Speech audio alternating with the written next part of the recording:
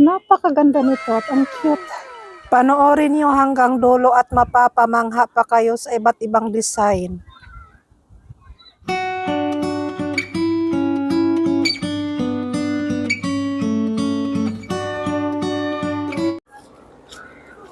Ayan, hello guys! Welcome back to my channel. Andito tayo ngayon sa yung kalabasaan na iba't iba ginagawa nilang pang-design. Doon tayo sa loob papasok ngayon.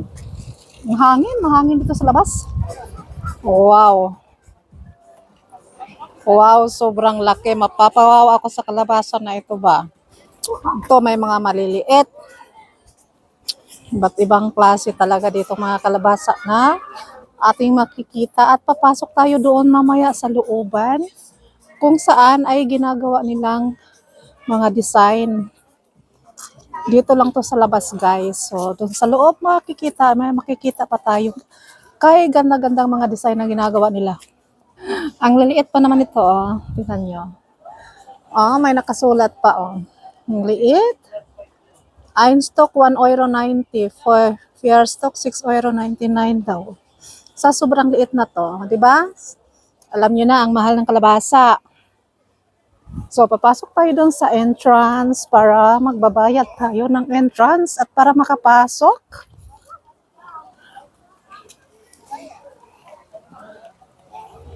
Si may puti na kalabasa, ito si orange. Yes, orange ang color ng kalabasa na ito.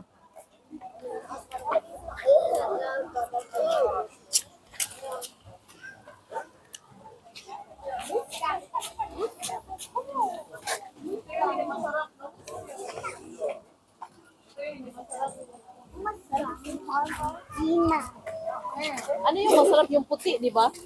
Iwan ko, di naman ako nakalimutan ko na kung anong lasa.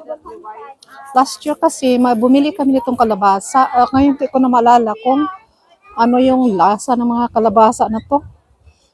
Iba-iba kasi. Fish goes house alive.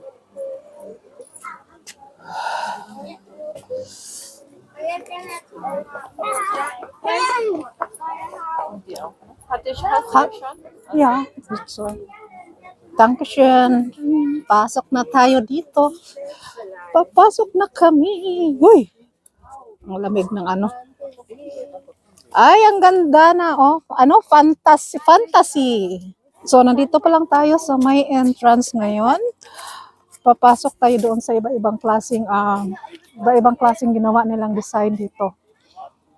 So, may picture taking tayo doon mamaya. Tapos ito, ang daming nagpipictures dito sa may nakalagay na fantasy. Ayan ang ating Fantasyland. Fantasyland talaga. Puro kalabasa yan. In fairness, ang ganda niya. Napakalawak ang lugar na ito guys. At talagang mapapamangha ka mamaya sa kanilang mga design na ginagawa sa kalabasa. Ito naman ay isang uri ng sasakyan ni Batman. Hindi lang siya masyadong halata, charot. Ang ganda talaga ng pagkagawa na to, as in talaga super ganda talaga, at ikaw ay maaaliw ka talaga dito manood sa mga art nila na ginagawa. May nakita ako, oh, alam niyo na kung ano ito, di ba? Lapitan natin. Yes, isang einhorn yan. Einhorn na kabayo na gawa naman sa kalabasa, di ba? Napakalupit talaga ang kanilang mga design this years. Last year magaganda din ang kanilang design. O, dito naman tayo, huwag kayong matakot ha, tingnan nyo mabuti kung ano ito. Kasi hindi ko alam kung anong pangalan nitong ano na to. Kayo na lang maghusga kung anong design yan ginawa nila guys. At ayan, oh, nagpahinga yung mga kasama ko, nagpa-relax kasi yung mga bata ay naglalaro naman. Itong BFF ko, sabi niya kunan ko daw siya ng video doon sa kanyang cellphone. Hindi niya alam na kinunan ko din siya ng video sa aking cellphone. Kaya ayan, tingnan niyo ang kanyang pinagagawa dyan. Talagang kayo'y maaaliw sa kanya. Kasi ano daw niya yan eh. Basta alam niyo na ngayon mga social media. Ayan, may pasayaw-sayaw pa siya. Natawa ako ng tawa dito sa kanya. Grabe talaga. Walang alam na nakunan. TikTok daw, TikTok. Umabot kami ng take 3, take 4, hindi matuloy-tuloy kasi may taong dumadaan. Kaya pag may dumadaan, stop naman and then tuloy na po. Tingnan nyo mamaya. Mura na, gisapian ni nga akong kauban rin aba. Gisapian na sa kuan, mga kalabasa. Dito naman tayo ngayon kay Medusa. Alam ko kilalang kilala nyo si Medusa. At well known ito, di ba? Yung babae na puno ng ahas sa ulo. Ang galing talaga nila mag-isip ng design. Dito naman tayo ni Dragon. Yes, isang dragon. Napakaganda din niya guys. As in talaga, super ganda din ang kanyang pagkagawa. Diba? Para talaga siyang totoo na dragon, pero kalabasa lahat yan. In fairness talaga, napakahusay nilang mag-isip gumawa nito.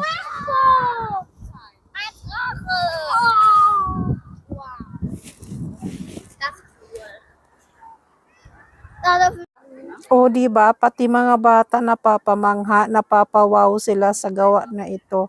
Talaga naman kasing napakaganda at mapapawaw ka sa husay nila, as in talaga. So nakita nyo sa likuran ko yung dragon yun, di ba? Nakita ko na yung kanina. So, yung dalawang bulilit, hinahanap ngayon yung kasama namin. So, papasok daw kami doon sa may labyrinth daw na niya kay takot man kami na pumasok doon, baka daw magkakanda wala-wala. Ito naman yung mga buckets dito, nagpa-slide. May bago din dito silang pa-slide. Tapos nang nagpa-slide yung anak ko, nakaupo na yung mga kasama ko doon. Ang dami ngayong may kainan na. Last year wala ditong kainan dito sa loob. Tapos dami na siyang laruan na pangbata. Last year wala din to. Marami ngayong laruan pangbata, no? Tsaka may pagkain na dito sa loob. May kantin. Last year wala. Ano naman ang meron ditong bahay na ito. Ang cute din naman. Pasok tayo sa loob. May looban pala ito. Ay, ang ganda. May mga kinin. May kinensyon. So cute. Pasok tayo dito sa munting bahay na to. Diba? Yan yung looban niya. Ang dami nagpa-pictures doon, no? Sa may Pokemon. Tapos may ibon pa, ayun. Puntahan ko yun. Siyempre, pa-pictures, diba? Hindi talaga yan mawawala. Yung ating pictures, tsaka video. Ayan.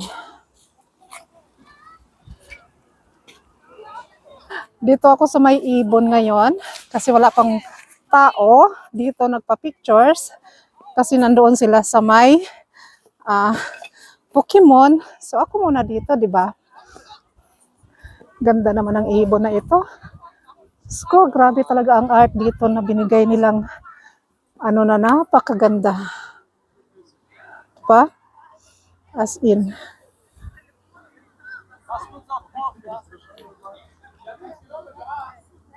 Ayan, makapagpa-pictures or video na tayo dito sa ating Pokemon. Wala na masyadong tao. Kaya, napakaganda ng abilidad nila, no? Napaka-talented nila. Ang ganda. Lahat yan ay gawa sa kalabasa. Yes. Kalabasa lang yan, guys. So, sabi nila Gail daw. Ang ganda daw. Diba? Ganda naman talaga ni Pokemon.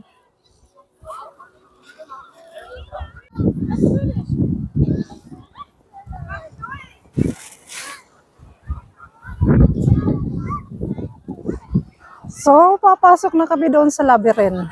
Ay, may pa-heart-heart pa doon, oh.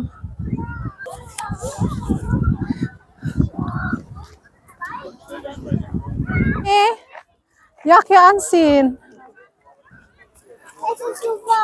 Egal, bitte. Kannst du doch, oder? Ja, du brauchst nichts zu machen.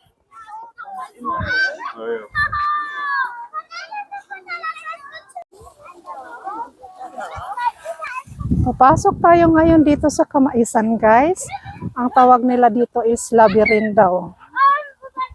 Yes, isang labyrinth kung saan pasok sa Kamaisan at hahanapin natin ang dulo ng Kamaisan.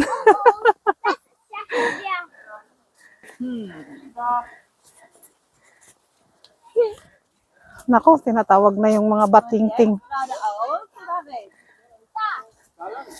Joanna!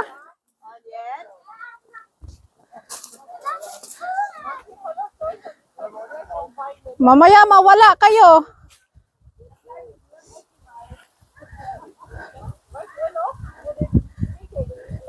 Iba-iba kasi may daan, oh. May pa-right, may pa-links. Ito, oh. Mamaya maganda wala-wala na kasi iba-ibang ano eh. Kaya pala mawawala dito, no? Kasi iba-iba yung Diyos ko. Ang laki pa naman ng Kamaisan dito.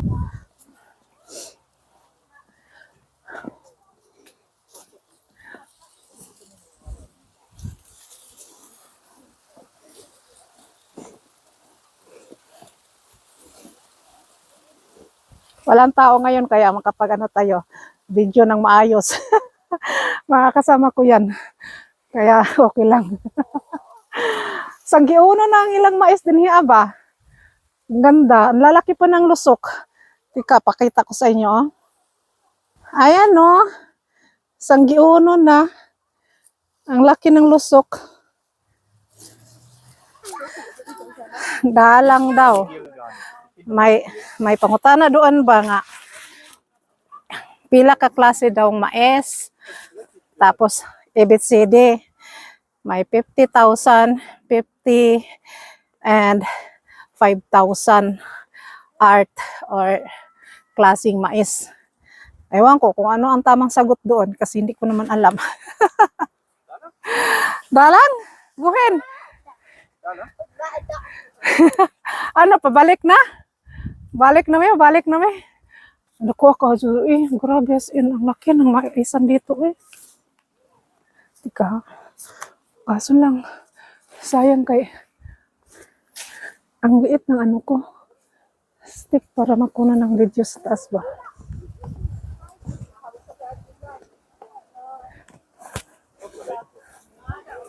Hindi nataka ni kawat ug mais kay hinog naman, dili naman kuan.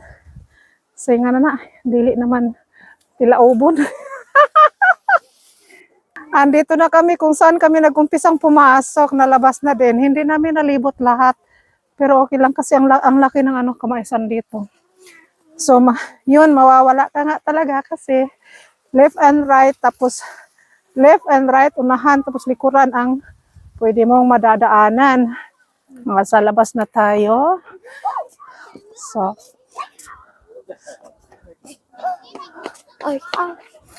meron pala tayong hindi napuntahan dito, guys. So, puntahan natin ito. Yung ano to ni Peter Pan. I think so. Yeah, si Peter Pan nga at saka si Tinkerbell, oh. Diba? Si Peter Pan and Tinkerbell. Mais din yan. Ay, mais din yan. Kalabasa.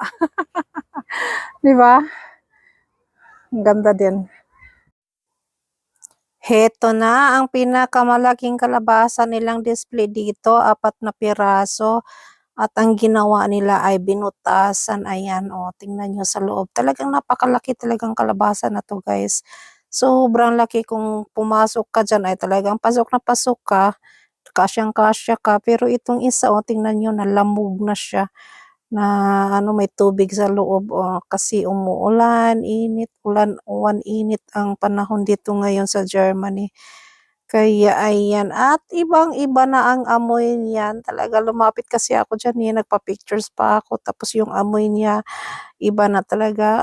Kasyang-kasya ka dyan pumasok. Talaga namang napakalaking kalabasa na ito. First time ko nakakita ng ganitong kalaking kalabasa sa buong buhay ko.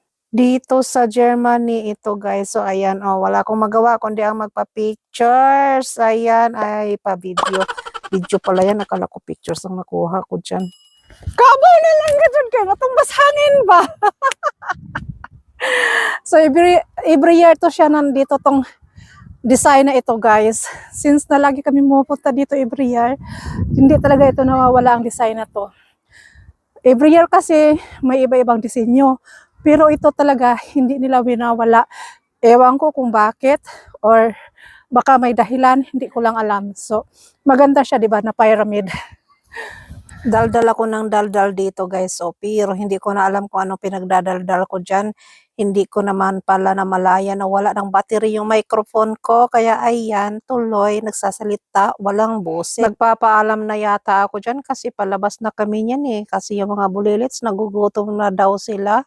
Kaya ayan, no, hindi na nabalayan. Nagbabay pa, ayun. Oo nga, nagbabay nga yun. Oh, ito na naman ulit. Take-two daw, take-two. Pero ayun pala, wala pa ding boses. So, ako na lang magbo-voice over. Maraming salamat, guys. Thank you so much sa inyong papanood sa aking video today. Sana ay nagustuhan nyo. Pa-like and pa-share, pa-comment na din po kung iyon ay iyong nagustuhan ang aking video for today. Thank you so much, guys, and see you next video, and God bless. Ingat po tayong lahat, mga kabayan. So, bye-bye. Don't forget to subscribe. Bye!